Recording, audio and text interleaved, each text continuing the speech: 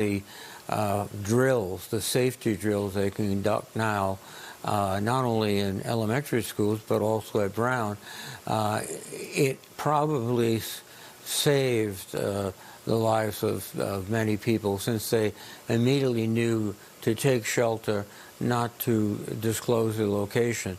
That's hardly the most gratifying aspect of these whole problems.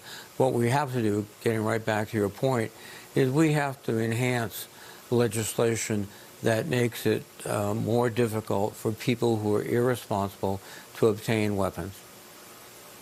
Well, Senator, I'm curious how Democrats plan to push this issue. It has been 13 years to the day since Sandy Hook claimed 20 young lives. And, you know, people across this country, every time this happens, they wonder, well, what will finally end the gridlock? What can finally get the gun lobby to loosen its grip on the conversation here, when the polling, what Americans want, seems to be so different from what members of Congress seem to be willing to do? And I'm curious, too, you know, when you look at what's happened in Providence, then you also see this tragedy in Australia, a country that has way stricter gun laws. How can Democrats change the conversation at a time when people might say, well, look, you know, they have strict gun laws and this happened there, too, so I guess there's just nothing we can do? Well, of course, there's many things we can do. And Rhode Island is a good example of some things that have happened recently. For example, Rhode Island passed red flag laws. So now if a family member believes someone is unstable and has a weapon, they can go to court and get an order, and the police can come in and seize the weapon. That has, and by the way, that effort was led by our Police Chiefs Association, and it has no doubt saved the lives of several people at least.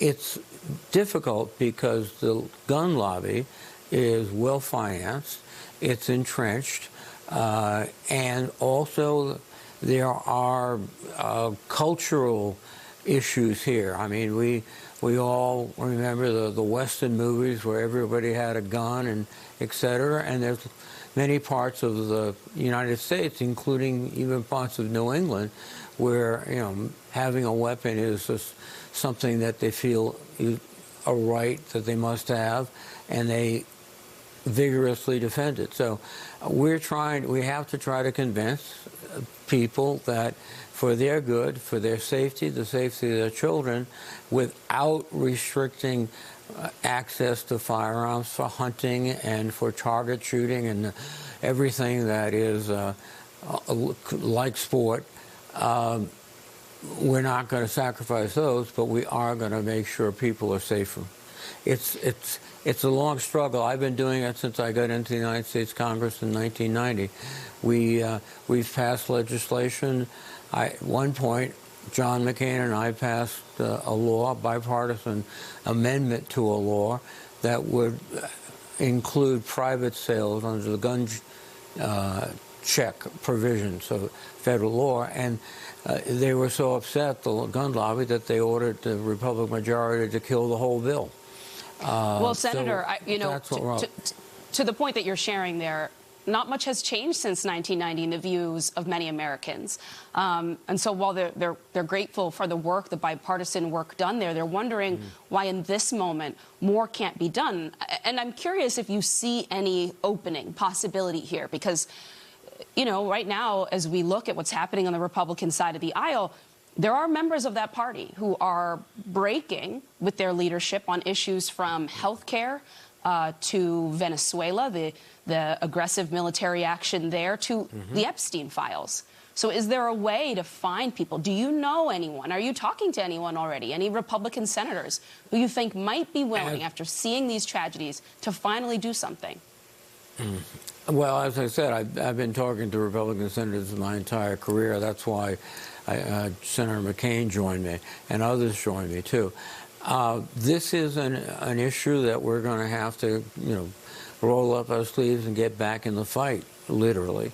Are there sympathetic Republicans? I think there are. But they have to overcome, I think, a general aversion in their party to any types of gun controls.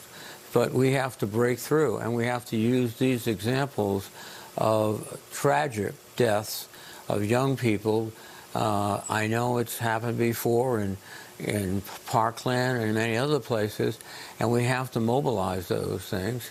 I don't think you'll get that with the Trump administration. I don't think they're interested in reforming our firearms laws, but we must, and we must be very active about it. And this is another example of why.